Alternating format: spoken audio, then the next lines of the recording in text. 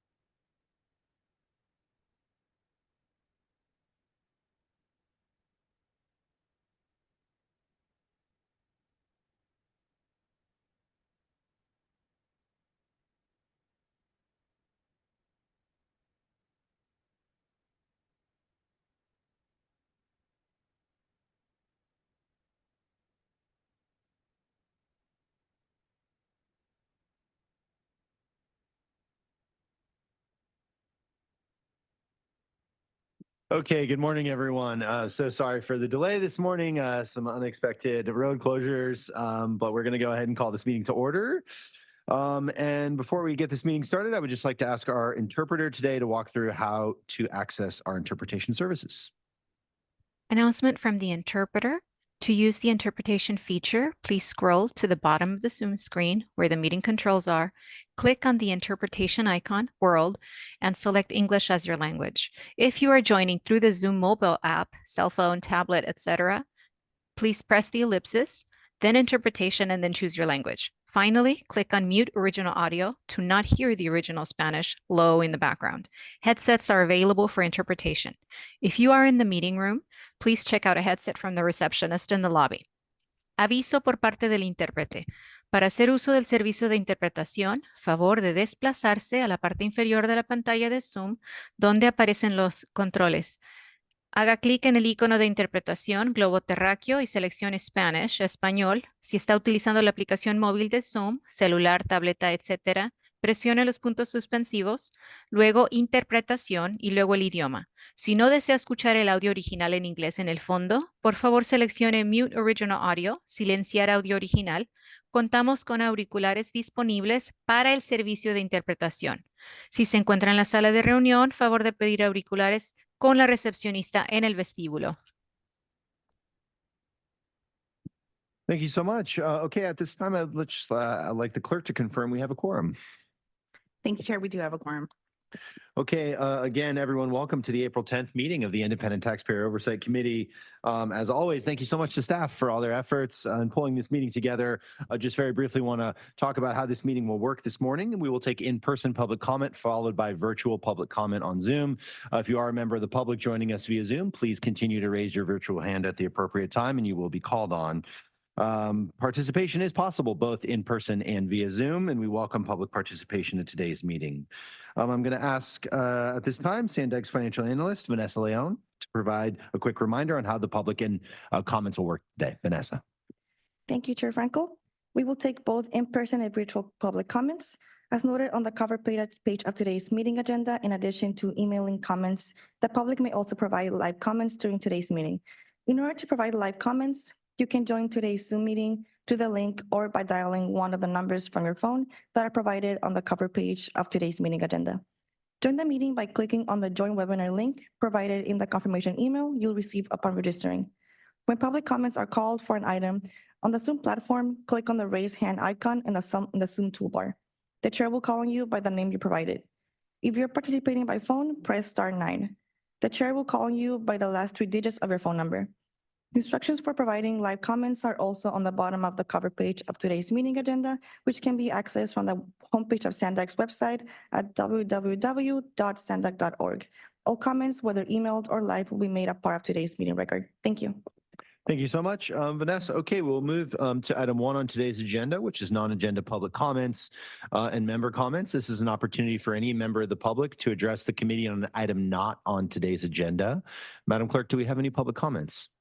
Thank you, Chair. We do. The original draw. You can go ahead when you're ready. I'm just wondering, is that Andre that's sitting next to you, Chair?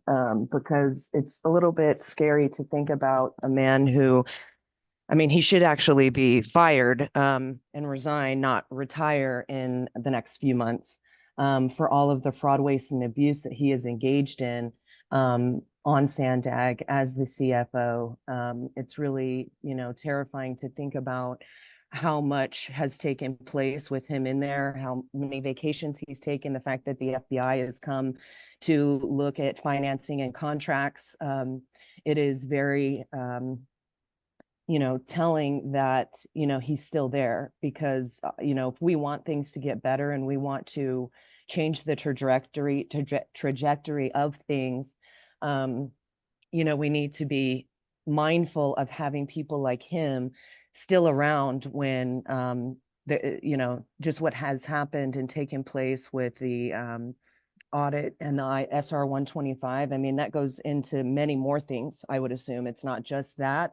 But the fact that that's been, tried to be swept under the rug, he'll go to, city council meetings and tell them it's taken care of and have, like the mayor of Chula Vista call him out because it actually hasn't been taken care of. And so he's lying to the people to try and save face. I don't understand why you would want to do that. I mean, Lauren Worm was fired for bringing this to the surface, and he has since tried to continue to cover it and hide it under the rug.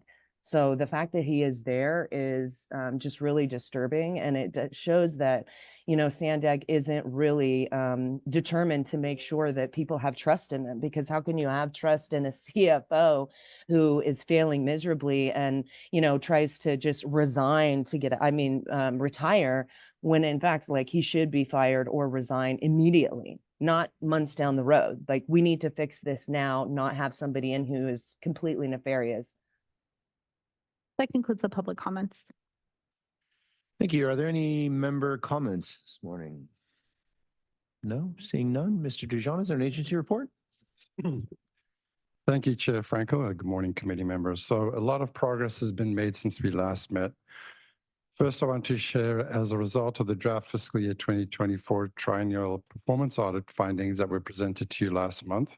And thank you, Chair, you did a masterful job of presenting that item to the Transportation Committee, introducing it. We were able to propose a new position in the fiscal year 2025 budget that was approved by the board at their March 22nd meeting. As we noted, this role will lead the efforts to ensure that all the recommendations of our performance audits are carried out in a timely fashion, as well as informing the public of the great work and their hard-earned dollars have helped fund. So last month, our CEO traveled to Sacramento and met with several agencies that impact the work that we do. We are working with the governor's office to help advance the Otay Mesa East project with federal agencies. In fact, today you'll hear from our team on the update of the Otay Mesa East. We have been working on getting judicial streamlining for the Lausanne Rail Realignment Project. We now have approval for the Office of Planning and Research to submit our application for SEQA streamlining. This is the critical step towards moving the tracks off the Delmar Bluffs by 2035. We anticipate the environmental phase for the rail realignment project to begin later this spring, starting with the notice of preparation and a 30-day scoping period. The EPA, the Federal Environmental Protection Agency, accepted our first ever regional priority climate action plan. This makes our region eligible to apply for an unprecedented climate funding from EPA's $4.6 billion climate pollution reduction grant program. SANDAG has led the development of our $199 million proposal with local jurisdictions and partner agencies. It includes regional programs to reduce GHG emissions from transportation, buildings, and energy that will benefit residents, municipalities, and tribal nations across the entire region.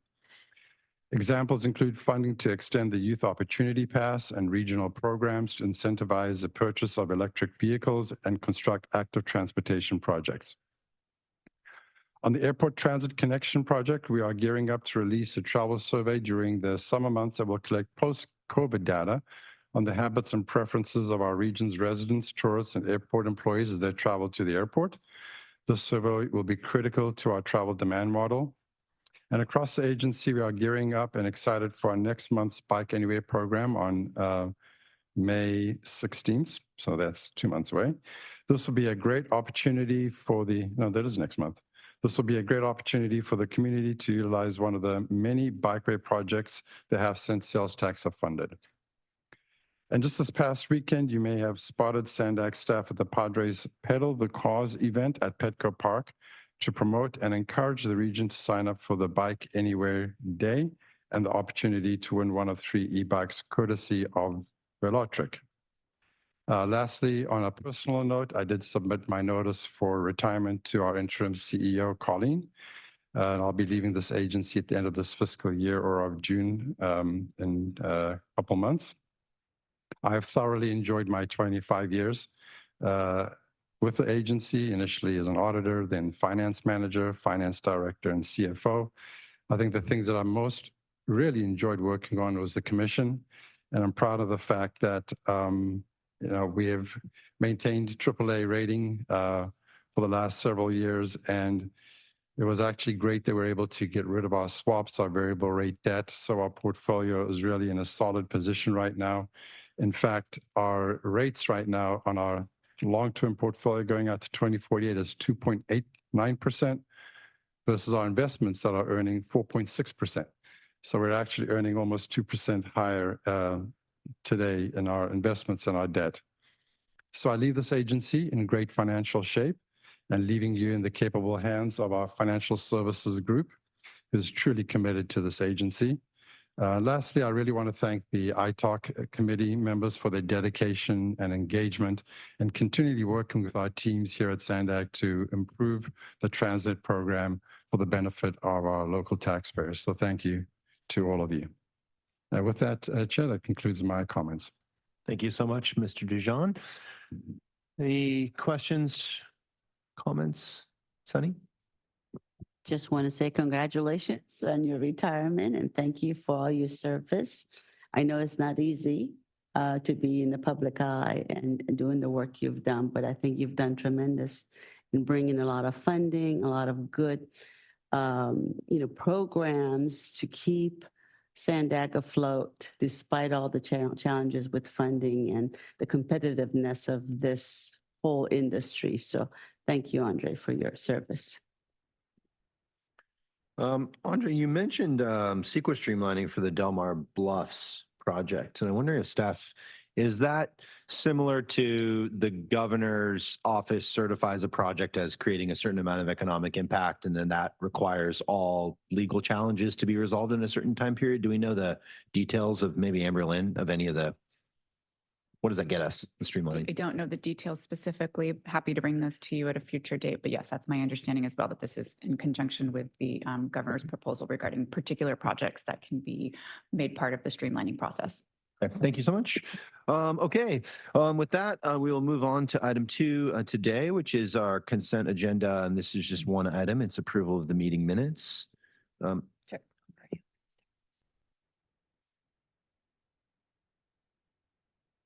Sure. Okay, we're going to move into our report agenda today until Pedro is able to rejoin the meeting a little bit later this morning. So we're going to go ahead and move to our report agenda, which is item number 3 today. And that's the annual submittal of regional transportation congestion improvement program funding programs by our local jurisdictions. Can we skip to number 4? Because I believe we need to vote. It's an action item. Oh, it's an, sorry, I thought accept and file was not an action. Okay. So we're going to go, to number 4, item number 4 on today's agenda. Thank you to staff, which is the possible indirect cost rate guidelines for TransNet grant recipients. And this item will be presented by Marcus. Good morning, Mr. Pasquale. Good morning, Chair and members of the ITALK. I'm here today to present staff's discussion item to propose indirect cost rate guidelines for TransNet grants recipients. The TransNet Extension Ordinance and Expenditure Plan provides funding for various regional competitive grant programs available to local jurisdictions, transit agencies, and nonprofit organizations. However, indirect cost criteria is not included in the TransNet grantees call for projects because there is no requirements in the ordinance related to indirect costs. Currently, recipients of congestion relief and maintenance funds are allowed to charge their indirect expenses if their methodology for charging indirect is reasonable through auditing procedures. Similarly, staff would like to propose reasonable methods for grantees to charge indirectly. So I want to give a brief history on past related discussion on indirect rates at ITALK. At its March 2017 meeting, staff presented proposed guidelines that would affect all recipients of TransNet. This would include both congestion relief and maintenance and grantees.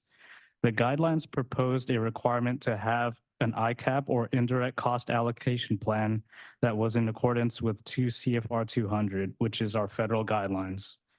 The cumulative result of the discussion led to an implementation of auditing procedures documenting the methods used by cities as well as testing for reasonableness of methodology, which is what we see today. The goal of the procedure was to allow flexibility while at the same time providing ITALK a means of monitoring the city's indirect rates, with a long-term plan of revisiting the guidelines at a later date after sufficient data had been collected in order to determine whether these guidelines were necessary. So in regards to the grants, staff would like to propose two options for TransNet grantees with ITALK direction on how to proceed. Option one, which is to allow grantees to charge indirect costs using the de minimis rate or an approved federally negotiated indirect cost rate. This option would be ideal and is the option staff recommends and hopes to implement in the next call for projects, since it mirrors federal guidelines for indirect costs, which many TransNet grantees are receiving. This means minimizing the additional administrative burden for allowing indirect costs for grantees. The main considerations in adopting this method for grantees is that less direct costs will be going towards their objective, especially when compared to congestion relief and maintenance recipients. There will also be an inconsistency for recipients receiving both congestion relief and maintenance funds and grant funding, in that they would be using their approved allocation plan or another methodology for the congestion relief funds and de minimis federally negotiated indirect cost rate for their grant. So that would be option one. Option two is to allow grantees to submit their actual incurred indirect costs, and SANDAG can evaluate whether their methodology is reasonable before reimbursing the grantees. Additionally, a cap percentage of indirect costs of their total costs can be made by ITALK for whatever percentage they find reasonable. The consequences of allowing this method is that it will be additional administrative work for SANDAG in evaluating how they allocate their indirect costs and an inconsistency in how the federal grants are administered. Budget amendments for indirect costs will also be an additional layer of administration using this method. So these are the two options staff is proposing. There was also internal discussion with staff whether a ICAP or indirect cost allocation plan should be allowed for grantees, which is what most of the bigger congestion relief and maintenance recipients are using. Currently, staff is not allowing ICAP for the federal grants. So in order to mirror the federal side, staff is proposing ICAPs to not be allowed. Staff also did an analysis to give an idea of the impact if this were implemented using the de minimis or FNICR method, using data from when indirect costs were last accepted for grantees. The analysis found that the impact was about 7% of total costs were indirect as a percentage of total costs. So next steps, depending on ITALK discussion and comments, possible indirect cost guidelines for grantees can be refined through the ITALK audit subcommittee. Staff would like to include indirect cost guidance for the upcoming call for projects at its May 8 ITALK meeting. The results of that meeting will then go on to Transportation Committee and Board approval in May and June, respectively. If indirect cost guidelines are approved as part of the STGP Cycle 13 call for projects, and those guidelines resume the allowability of indirect costs for the SMG program, grant recipients could begin to charge indirect costs as soon as July 1st, 2025. Depending on the outcome of the ITALK, TC, and board meeting, SANDAG agreed upon procedures presented at the August ITALK meeting will be updated to test for indirect costs charged by TransNet grant recipients. And that will conclude my item and open for any questions. Thank you so much, Mr. Pasquale. Madam Clerk, do we have any public comments on this item?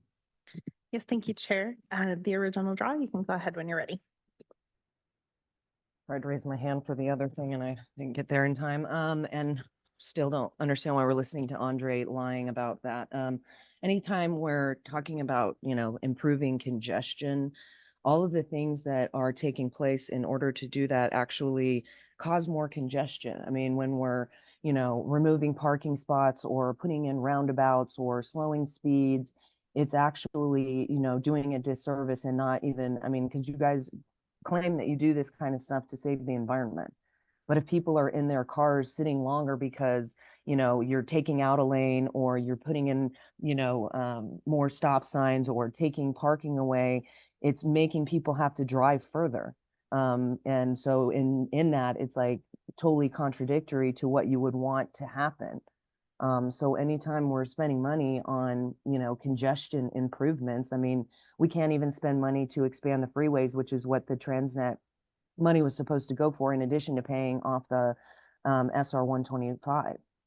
And so, I just feel like it's sad to think that, there's all this work that gets done, but in reality, it's not, making the improvements that you guys claim that you want to make. And you make it, and the idea too is to make it harder for people to drive, because we're not supposed to be in our cars coming down from the state. Like, we're supposed to be getting out of our cars, walking and biking and taking public transit. And so everything that you do is like an enforcement of that, because if you have it where, somebody's going, well, screw it, I don't want to, drive, it's going to be take more of my time to drive around and look for a spot than if I park here and walk. So you're like changing the behaviors, and that's what everybody talks about. Like, we got to change their behavior so that they go along with this new agenda. And so that's what you're actually doing, is changing the behaviors of the people, as opposed to, clearing up congestion and improving that. And it's sad, because our money is going towards, taking us out of our cars and, putting us into public transit that nobody uses. And it's sad. That concludes the public comments. Thank you, Madam Clerk. Okay, open for discussion. Back to committee members. Any questions or comments? Mr. Pasquale. Frank, I have yes. one. Yes, on Pasquale, on attachment 1, the third page of it, so it's 56 of our packet, the de minimis rate. It says it's 10%, but last October, the Federal Office of Management and Budget proposed changing it to 15%. So is that what's going to be used moving forward? Yes, staff's intention is to go with what is approved by the feds. So if it is found out that that change is implemented, we will go to 15%. Okay, and then my follow-up question is, the local agencies have the option to do their own ICAP plan. Right. How difficult would it be then? To me, it seems like an easy way out is, as part of the grant application, that the local agency, as part of their application, would self-certify to say that our most recent ICAP plan was adopted by our supervisors or elected officials on such and such a date with a resolution. And that's just a checkbox that you say, I have one, and on that I know that they've self-certified, and it's reasonable. It's not really out of date. Mhm. Yeah, I think staff's goal is to mirror the federal side of the grants. If they do have an ICAP that is federally approved, which is what some of the local agencies have, they could use that on the grants. But if the ICAP, so the ICAP for the federal grants have to be in line with 2 CFR 200, which is the guidelines. A lot of the other local agencies have an ICAP, but is not in line with 2 CFR 200. It might be approved by city council or the state. But I think the goal is, for ease of administration, we want to mirror the federal grants, but allowing an ICAP is also up for consideration and discussion. Okay, thank you. Yes, Sunny. Marcus, I want to know the numbers. Have you had feedback from the grantees as far as what really is the actual indirect cost? Is 10% or whatever the minimus is going to be? Really, how much of that does it cover? Have you had those discussions? So staff did an analysis back when they were allowing the de minimis or federally negotiated rate. So using those same conditions when we were allowing it, we found out that it was around 7% of their expenditures, which is comparable to attachment 2 with what cities are charging. So I would say it would be in line and reasonable to continue doing de minimis. And how long ago was that? This was, because we have had inflation, right, increases in labor costs, all those other things. So I believe around 2019 was when, Before COVID. before COVID or around that time, when we decided to stop using or allowing the grantees to charge de minimis. Okay. And it was probably due to multiple factors, COVID being one of them, but also there was also no guidance Mm-hmm. Okay. in the ordinance. So are you aware of, like, these are smaller Right. know, programs? These are not big agencies, or, even it's a small city, doesn't compare. Do you know what the cost would be to these, entities if they were to do an ICAP? I think for most of these cities, considering the complexity and size, it probably would not be something they want to do or have the resources to do. These are for the grantees, For the- not for the the- cities necessarily. Right, these Okay. smaller grantees, non-for-profits. Right, right. Okay. So, Okay. So it seems like a de minimis, especially if it's going to increase, might be the best way and the most efficient way to be able to allow them to recoup some of their costs. that's staff's recommendation, to use de minimis or federally negotiated rate. Okay, thank you. Thank you, Marcus. A couple questions. So currently, just to be clear, currently, we do not allow grantees to bill indirect costs today. That's correct. That's the current policy. Yes. And the policy change is the result of a request by grantees? I mean, have grantees requested that this policy change? Yes, grantees have reached out to our grants department asking if they could charge indirect. Unfortunately, that's not part of the policy now. Staff believes they should be able to have a means of charging indirect, as that is a cost of running their non-for-profit. So that's why we're bringing that item here today, to allow them some sort of way to recoup their indirect costs.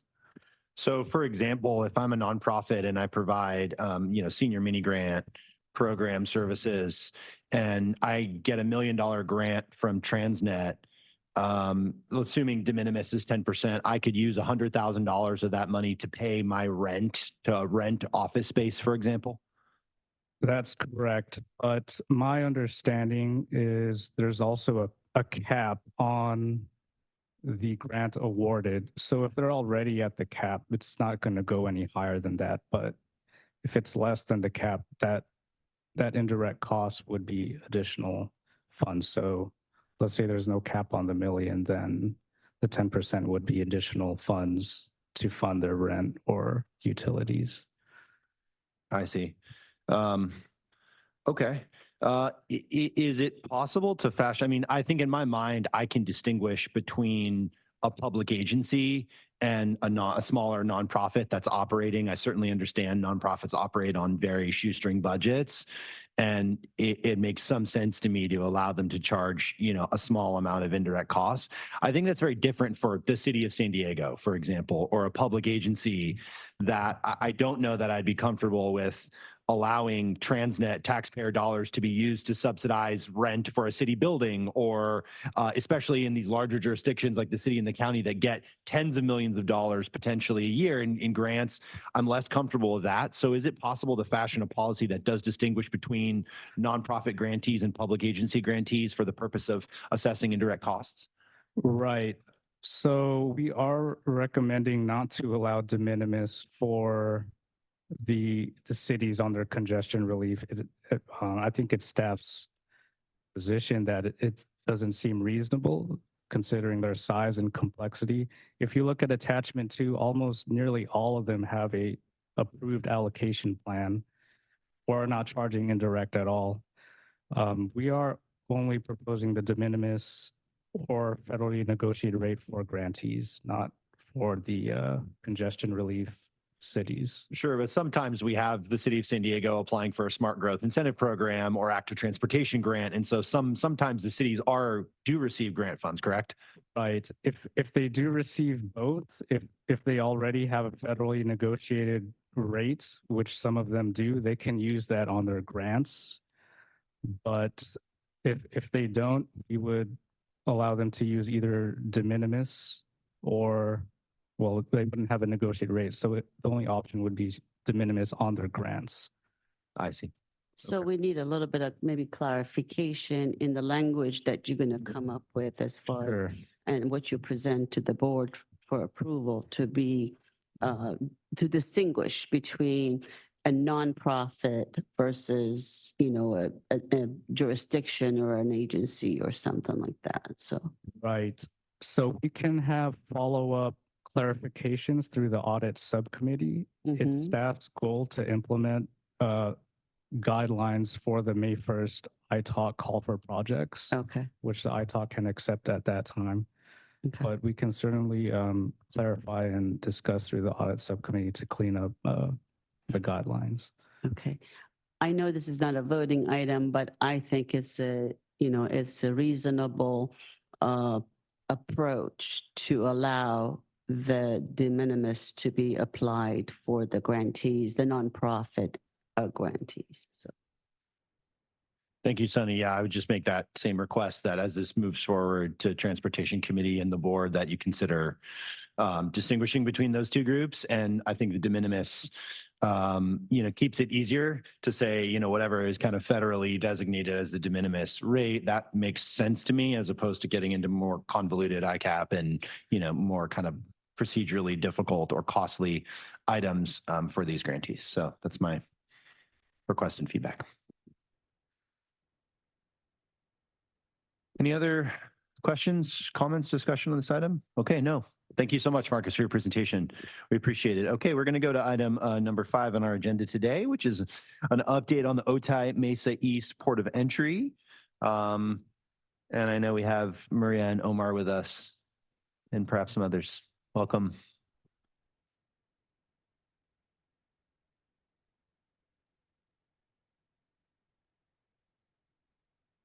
Good morning. Thank you for having us today, and we apologize for having to reschedule this meeting. It was supposed to happen in February, and we were under a fire drill to build something in 6 months. So we worked day, night, and weekends during that month, and then unfortunately that didn't move forward. Today, I'm here to give you an update on the Otay Mesa East Port of Entry. I'm Maria Rodriguez. I work in the Engineering Construction Department, and I'm the Deputy Director on this project, jointly with Nikki Tionko, who is the Deputy Director on the project on the Caltrans side. And I'm going to let her begin the presentation. Thank you.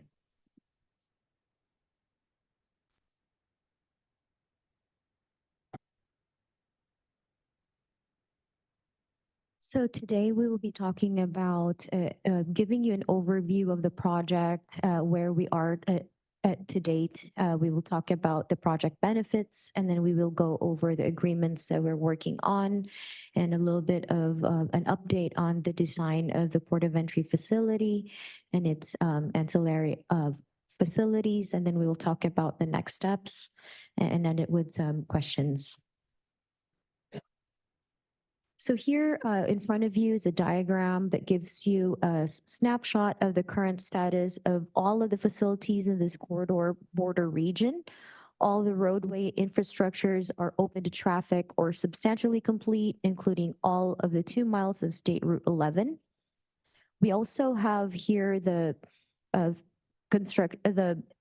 Enrico Fermi diverging diamond interchange. We have the Alta Road overcrossing and the last US exit Siempre Viva Road interchange, and that facilitates all the local traffic within this border region. We are now focused in building the federal facility and the California Highway Patrol's inspection facility and all of its intelligent transportation system elements. This $1.2 billion project speaks to a continued partnership of the federal, state, and local governments in both the United States and Mexico that got us here today. Next, I want to show you a virtual tour of what is out there at this very moment. As you can see, these are the connectors 125 into 905 and 905 into State Route 11. These are the final links of the South San Diego County roadway network. What you see out here is the existing Otay Mesa in California Highway Patrol Inspection Facility. We just finished the expansion of an added lane to facilitate CBP's expansion. Here is a snapshot of the Enrico Fermi diverging diamond interchange. This facilitates truck traffic from the CHP facility into the state highway system. This is the State Route 11. It includes 2.1 miles of 2 lanes in each direction, plus some auxiliary lanes and other connectors. It extends east from the vicinity of the 905-125 interchange for approximately 1.5 miles before it starts curving to the southeast, continuing into another 0.6 miles to connect to the proposed port of entry facility. What you see here is the last US exit, Samper Viva Road, and going into this 120-acre site. We have now created a blank canvas for the buildings to be built. Existing utilities have already been relocated, and the new utility lines have been brought to the perimeter of the site.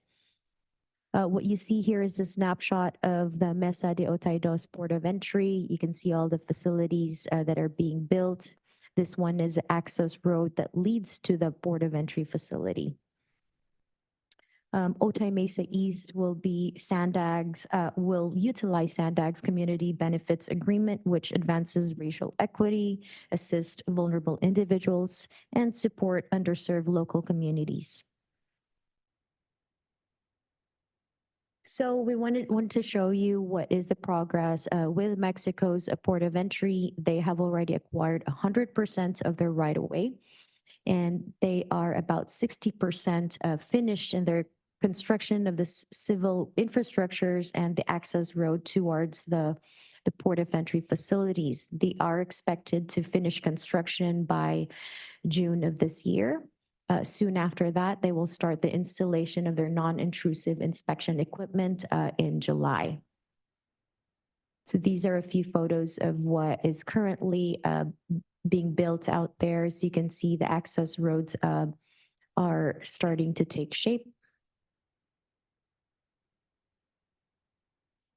So moving on to the project benefits and innovative features of this project, wanted to remind you there are about more than 50,000 workers that cross daily. With a goal of the net zero emissions by 2035, this new port of entry will be clean, green, and smart. An advanced traveler information system will inform border crossers about toll rates, border wait times, special lane conditions, and other incidents at all regional land ports of entry. An integrated operation system will intelligently link traffic operations. This entry will serve as a relief valve for other ports of entry in this region. Shorter wait times and less idling will reduce congestion and air pollution in this region. And it will avoid emissions of hundreds and thousands of tons of carbon dioxide emissions. This project is estimated to enhance economic impact of cross-border freight by approximately 30%, or an equivalent of adding $40 billion of the US GDP and adding 350,000 jobs. This real-time information of traffic tolls and incidents will assist users with predicting their wait time, hoping to improve access to goods and services for border communities. Over the next 20 years, the benefits will outweigh the costs by a ratio of 5-to-1. And I'm going to pass this on to Maria to talk about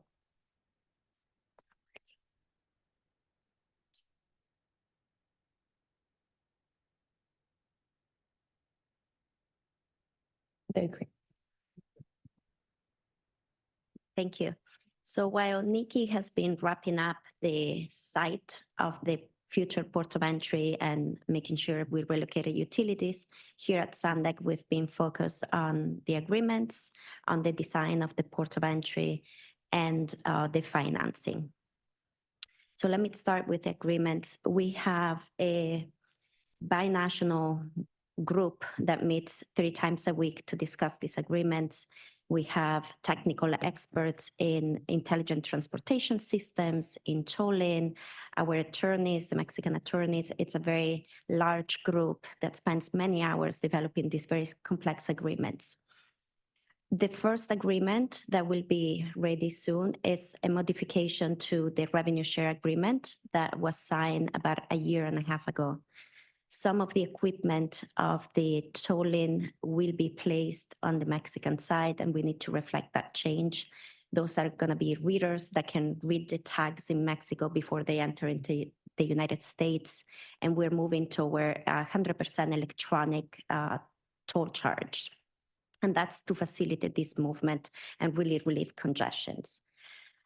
Second, we are working on the custodial agreement, which is with NatBank. NatBank will be responsible for sharing those tolls between SANDAG and the Mexican government.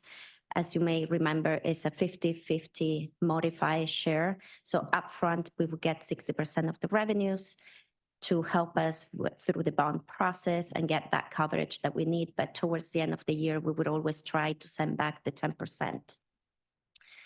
The other agreement is the toll governance agreement that talks about toll policies and talks about how we would be setting those tolls. It's dynamic toll price, it's based on demand, and we're going diving through those elements. We estimate being able to have draft or maybe completed agreements this summer, and we hope to be able to proceed with the signing of those agreements with the current Mexican government. And finally, the ITS operations and maintenance agreement, that might take longer because we need to be in the actual design of the tolling and ITS systems, and we're not quite there yet. We still need to do the procurements to bring those expertises on board. Right now, we are working on the CONOPS, what equipment would go where, and what is it that we need to gather to make this system efficient. The design, let me discuss what are we designing. There are 3 elements that are meant to be constructed. The ports of entry, the commercial vehicle enforcement facility, which is the state facility for trucks, and finally the intelligent transportation system and tolling. We have hired a team led by WSP.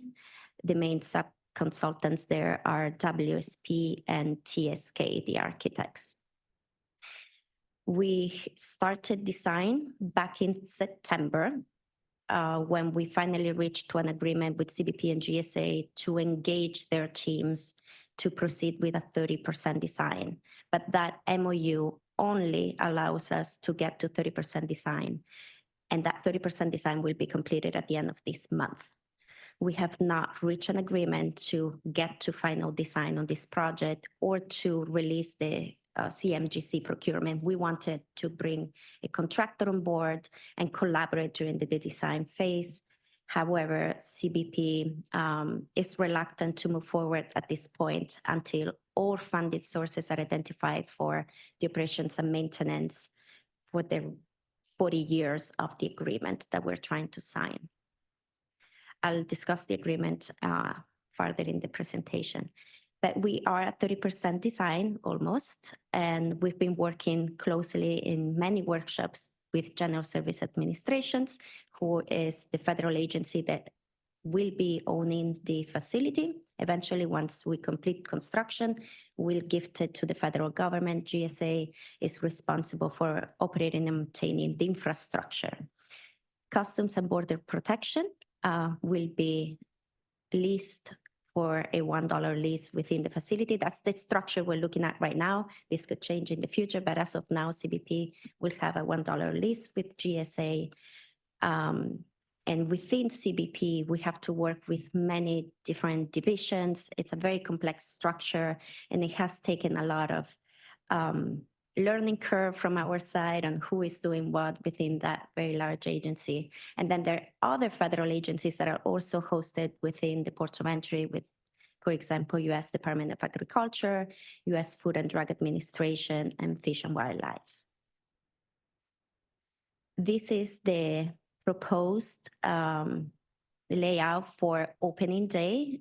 As Nikki mentioned before, Caltrans did acquire 120 acres so that in the future, when the demand dictates we need to expand, we'll be able to do so. So the initial facility will have in the northbound direction 7 passenger lanes and 5 cargo lanes.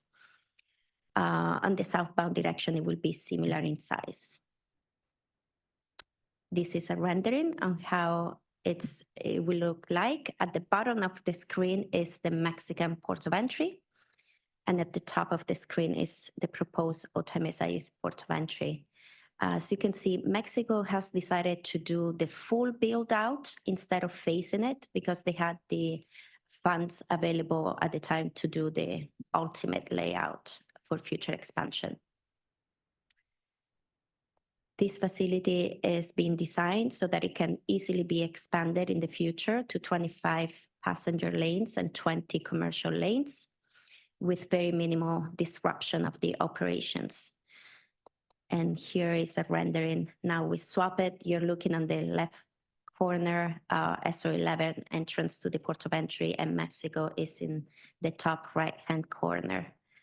And we want to show that we're also designing the commercial vehicle enforcement facility, which is a facility that Caltrans will keep and own, because it's typical for CBF facilities to be owned by the state, and it will be maintained by the state and operated by CHP. And Nikki is also working on an agreement with Federal Motor Carrier Safety Administration, which is a federal agency that will be hosted within the state facility. So next steps. We have identified the funding, all of the funding to build these facilities that I just went over. So far, we have expended $602 million. 8% is local funds, a mix of TransNet and SR 125 dollars. And the other, about 45% is state and federal. But a big chunk of the federal is formula funding that Caltrans gets for border projects. So it's been directed to the project, but they're actually federal funds. The future financing, the financial structure we're proposing is a mixture of grants, some TransNet border, and mostly bonds. In 2022, we were recipient of 2 grants, the federal infra grant. It was the largest allocation to one single project, $150 million. And also a state trade corridor enhancement program fund for $140 million. The other funding will be coming from private activity bonds, probably, and maybe some taxable bonds, for a total of $615 million. And that's the current estimate of the facilities, the ITS, port of entry, and the commercial vehicle enforcement facility. So what has delayed the project considerably, because the agreement with Mexico was to open to traffic at the end of 2024, has been this federal agreement. We were ready to start a design build type of contract back in 2022. GSA and CBP asked us to stop that procurement until we had a signed federal agreement. They did not feel comfortable proceeding. And we've been negotiating that agreement since May of 2022. And it's been 2 years. We've made a lot of progress, but we reach a point where we cannot go any farther. The position from Customs and Border Protection has been revenue neutral, with the exception of staffing, which they're willing to find going through the appropriation process to bring the staffing on board. However, their operations and maintenance in the future that we won't be able to satisfy on the timetable they have given us. So we have been able to identify enough revenues to cover the overall 40 years of operations and maintenance costs, but there are some shortages in the beginning 10, 15 years.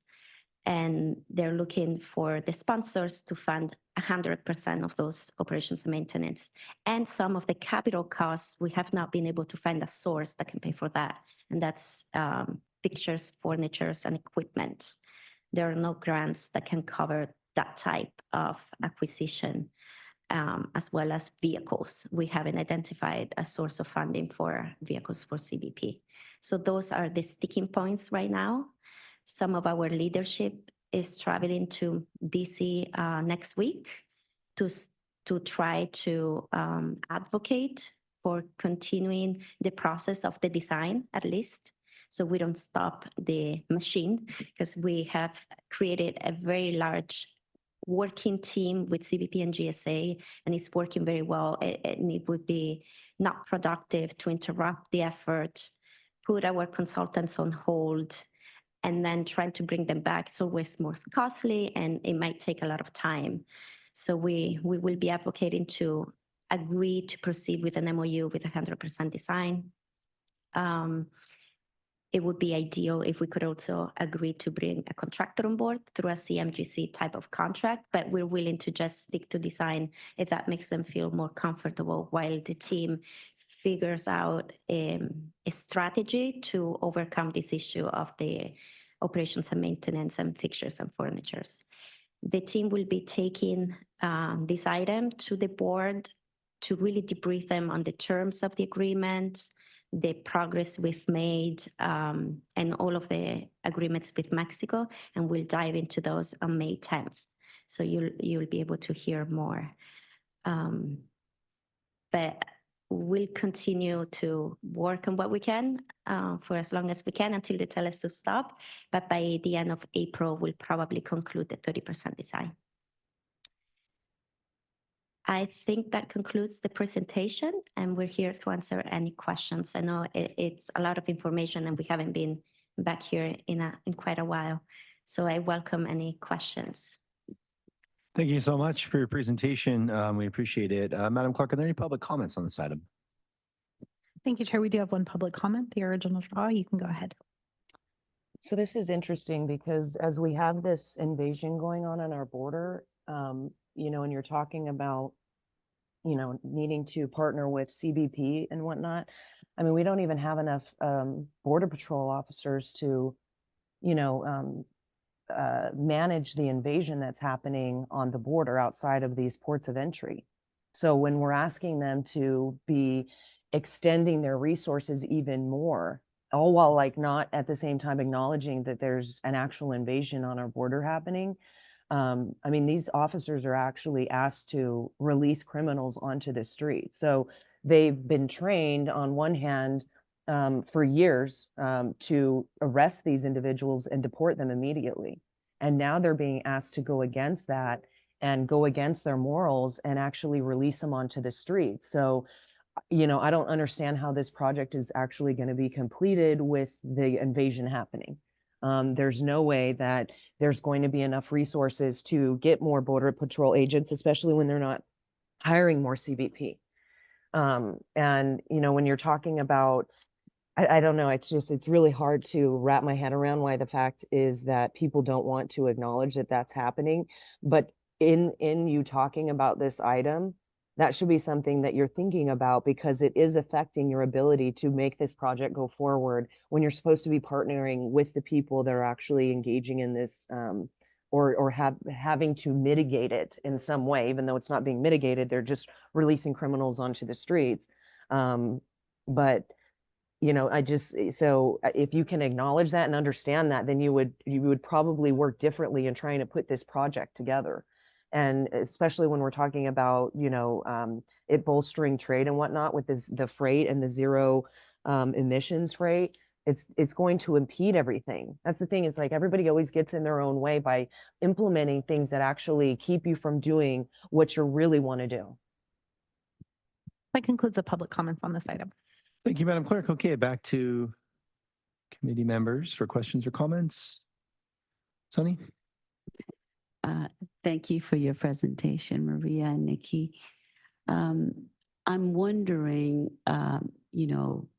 with the political environment we have now and, funding shortages and things like that, that there may be, what kind of risk assessment have you done in moving forward with a design, not knowing if CBP can provide the resources needed, whether it's furniture or officers?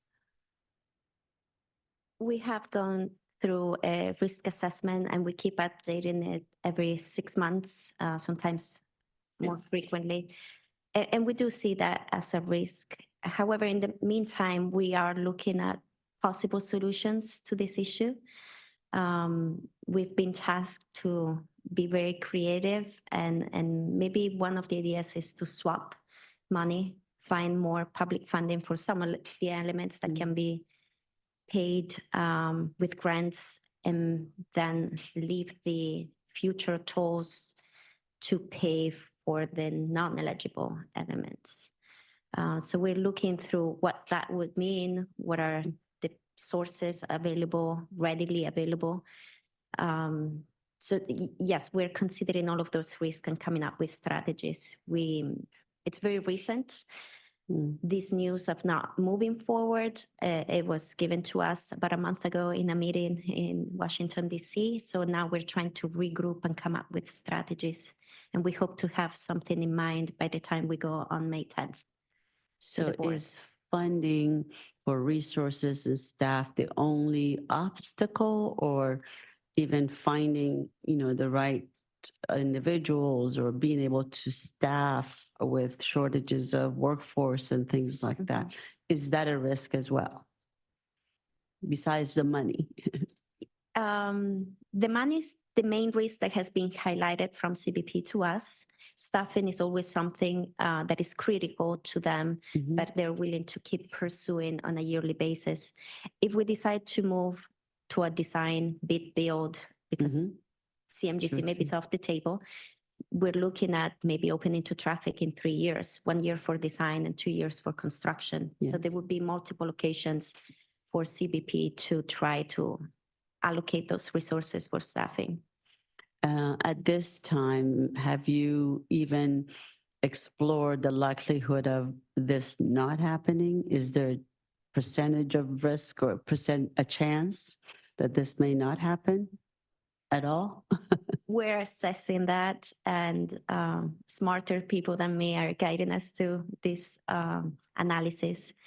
But yes, we're working closely with the exec team and our government relations team and all of our advisors to try to identify what is the real risk. Okay, thank you.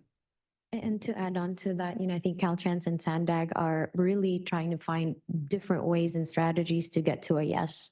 Good. Okay, a lot of money at stake here. Thank you. Any other comments, Pedro? I can't not ask questions on my favorite project. I mean, I have a history on this project of working on getting the presidential permit that originally came about and facilitated that. But I know that Mexico is moving ahead and they're going to be ready. One of the possibilities that had been discussed is of the option of a southbound opening only. What happened to that? So both Nikki and I have scars from that exercise in February. The team worked very diligently to come up with a plan to deliver a soft opening. And we were considering southbound passenger vehicles and northbound empty trucks because they're easier to inspect and they require less resources. The team, Caltrans and SANDAG, did develop a plan to allocate funding through the CTC, the grant funding that we received. And we had a plan to deliver a soft opening 6 to 8 months if you add some of the risks, some cushion there. It was presented to CBP. However, CBP decided not to move forward due to lack of resources, staffing, and some operations and maintenance costs that they would have had to take over for that small facility.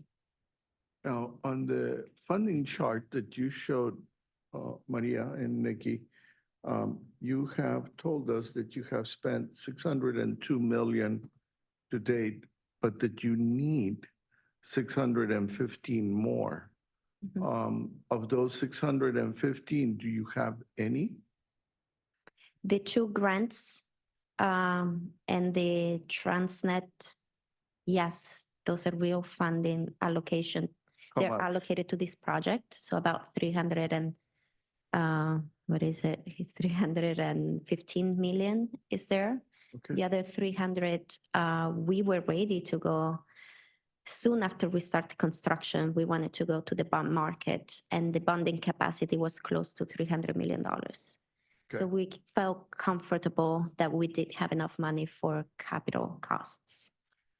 On the funding that you're sitting on, is there a sunset? Yes, there is. And that's something we brought forward to CBP and GSA, that we were at risk of putting the funding in jeopardy that we already received. The sunset for infra is September of 2025. The state funding, we need to allocate it by June 2025, but we could file for a one-year extension after that. So it would be June 2026. No, this is not a question, it's more of a statement. I mean, you mentioned the 50,000 vehicles that cross, or the 50,000 people. Those are legal crossings that happen every day.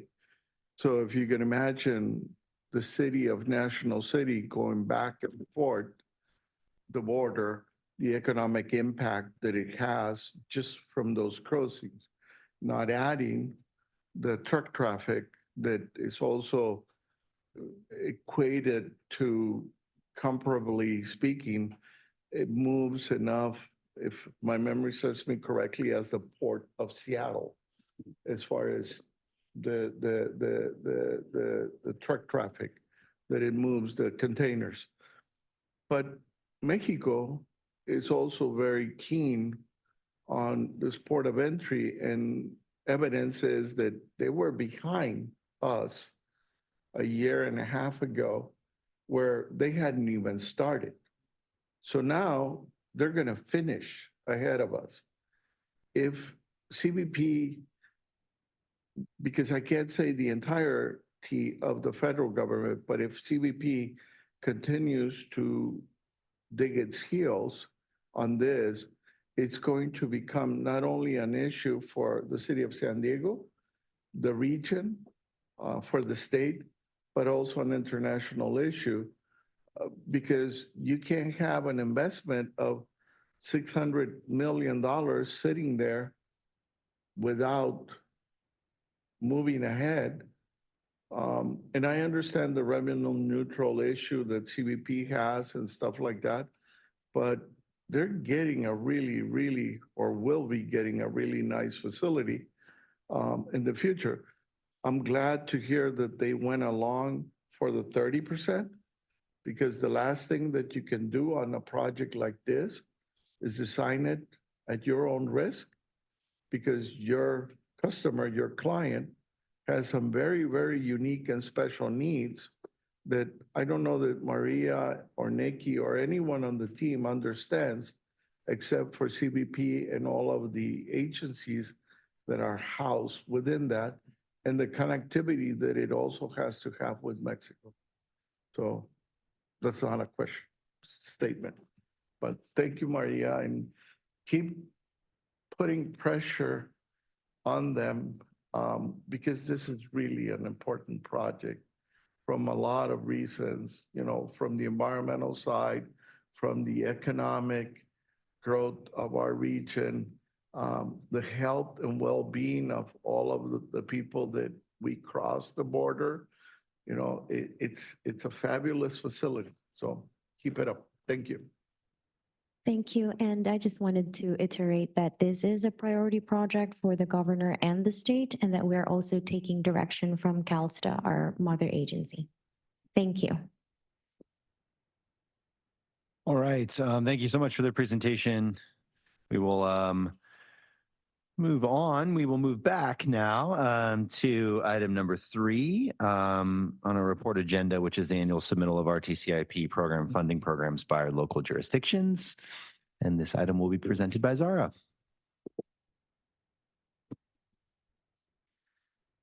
Good morning, our ITAC members. According to the TransNet Extension Ordinance, 19 jurisdictions, including the 18 cities in the San Diego region and the County of San Diego, are required to collect a regional congestion improvement program fee, or RTCIP fee, from the developers for each new housing unit constructed in their jurisdictions. The objective of the RTCIP fee is to ensure that future developments contributes to the impact, to pay for the impact of the demand for the growth on the regional arterial system and the related regional transportation facility improvements. According to the TransNet RTCIP provisions, local jurisdictions are required to submit their funding program for review by the ITAC by April 1st of each year to remain eligible to receive TransNet local street and road funding in the upcoming fiscal year. All 19 local jurisdictions submitted their funding programs by the deadline, as shown in attachment 1 of this report. The ITAC is asked to accept the RTCIP funding program submittals in accordance with the TransNet Extension Ordinance provisions, and each jurisdiction's RTCIP funding program will be reviewed during the FY 2024 fiscal and compliance audit, which will be conducted by the ITAC in FY 2025. This concludes our presentation. We are here to answer any questions that you might have. Thank you so much, Zara. Madam Clerk, do we have any public comments on this item? Thank you, Chair. No public comments on this item. Oh, wait, sorry. Yes, we do. The original draw, you can go ahead. So I realized that I spoke on the wrong item before. So I just wanted to say the comments that I had before on the congestion were valid for this. I'm not sure what happened. Part of it is that I'm doing 2 meetings at once, which whatever, it's what happens when you're trying to stay abreast of things that are going on in your community and know what's happening. But again, just with any kind of congestion improvements, it's really, making things harder on the people. And I just would hope that, we could start thinking about these things and, just stop doing that. So thanks. That's it. That concludes the public comments. Okay, thank you. Back to committee members for questions or comments on this item. Yes, Sunny. I just have a question, Zara, on the timing of all of this. As the cities, the jurisdictions were writing these letters, which I see was received around February, March, we were also, ITAC was voting on a change in the RTCIP. We approved an increase. So is there is there a reason why we expected by April? Is that something in the ordinance? Or is there a way to maximize the efficiency of this process? Because now you go back to them and say, it has changed. Do you get confirmation that it has changed, that they received? Because I remember there were some that were not in compliance. So have you all thought about, the timing and the whole process to maybe make it a little bit more streamlined? So it's a requirement in the TransNet Extension Ordinance that the letters be submitted by April 1st. So that cannot be changed. Okay. So, but I guess the assessment of whether we're going to increase the RTCIP or not, that's something that usually is brought to ITAC around February. So it's kind of an overlap. So that is to consider the timeline that is for the next fiscal year. Before that. And then after the ITAC reviews the RTCIP fee, it's taken to the board for approval. So now has that been approved by the board? It has been Okay. approved by the So board. then what do? You go back to them and say, this has changed. Now you have to charge this. Correct. Do you get confirmation from them that they So have we received? send an email that's basically communicated via email. Mhm. We send an email to all jurisdictions, local jurisdictions, including the County of San Diego, Mhm. and informing them of that change and the date of the board and approval and when they need to start collecting the fee. So that has been done That already? has already been sent out, Okay, so starting July 1st. they July will- 1st of this year. Correct. Got it. Okay, thank you. Thank you. Any other questions, comments? Zara, I have a question, which is that, so I understand the requirement related to the letter, and every year we get letters. Certain jurisdictions reiterate that there's been no material change to their original program submitted in 2008 after the TransNet 2 was passed. Certain other cities, though, I think have made updates to their RTCIP program. And so when there is a material update to the program, does that come to us separately? Because I know here, most of the letters that we receive on an annual basis simply say, there hasn't been any material change to our program adopted in 2008. But if they do update them, I'm sure they are. I would assume that occasionally local jurisdictions do update them. Does that come back to us separately outside of this item? I haven't seen them be sent to us separately. So everything happens within the same time, and they send their adjusted fee and updated program by April 1st. I see. So by April 1st of each year, they either have to send us an updated program saying this is what has changed, or simply say there hasn't been any material change to the last update you've seen. Okay. Correct. I understand. Yes, Frank. I have a question. When I worked on the Chula Vista one and we did make a change in our program, we worked and established the one for the west half of the city. And ultimately, shortly thereafter, with the Bayfront redevelopment, we needed to sort of carve out that area separately because of the cash flow situation for the immediate improvements needed in that sub area. So we did work with SANDAG staff at that time because the regional arterial system network was now going to expand into the Bayfront area. It didn't exist before. And the new roads had to be incorporated into that area. So there's a lot of reasons driving a new RTCIP within the Bayfront area. So we created our third. We have one for the east, one for the west, and then the one for the Bayfront. An area that's interesting for Chula Vista is if you look at the map, there's a not a part, and that's the county landfill within the sort of the donut hole within Chula Vista. And then south of that, there's a not a part area that they formed their own improvement assessment district to finance the RAS system within those parcels. So as those changes needed to occur after the RTCIP ordinance was adopted, we did work with SANDAG staff to let them know that as part of the RTP, that the RAS system needed to be updated. And then once we went through our council approval process, then all that information was then forwarded back to SANDAG staff. Thank you, Frank. Very helpful context. Okay, any other questions or comments? No. Okay, this is an accept item. So do I have a motion? I'll make a motion to accept. I'll second. Okay, a motion by Mr. Rivera to accept the funding programs by our local jurisdictions, and a second by Mr. Orso Delgado, Vice Chair. Madam Clerk, please call the roll. Thank you. Biology Environmental is absent today for CEO Private Sector, Sunny House. Approved. For Contractor Construction, Vice Chair Orso Delgado. Yes. Finance and Budgeting is absent. For Licensed Civil Traffic Engineer, Frank Rivera. Approve. Licensed Engineer is absent. And for Real Estate Right-of-Way Acquisition, Chair Frankel. Yes. And that motion passes unanimously with those members present. Thank you so much. Okay, and now we will jump back finally to item number 2. This is just our consent agenda today. It's just our one item, the approval of the meeting minutes. And I would like to make a motion to approve the March 13th, 2024 meeting minutes. I second. Madam Clerk, please call the roll. Thank you very much. Biology Environmental is absent. For CEO Private Sector, Sunny House. Yes. For Contractor Construction, Vice Chair Orso Delgado. If I wasn't present at the meeting, can I vote? Any member may vote if they have reviewed the minutes and they feel comfortable certifying that they're correct. So yes. Thank you. Finance and budgeting is absent for licensed civil traffic engineer Frank Rivera. Approve. Licensed engineer is absent, and for real estate right-of-way acquisition, Chair Frankel. Yes. That motion also passes unanimously with those members present. Wonderful. Okay. And that concludes our agenda today. Our next meeting is Wednesday, May 8th. We are adjourned. Thank you so much, everyone.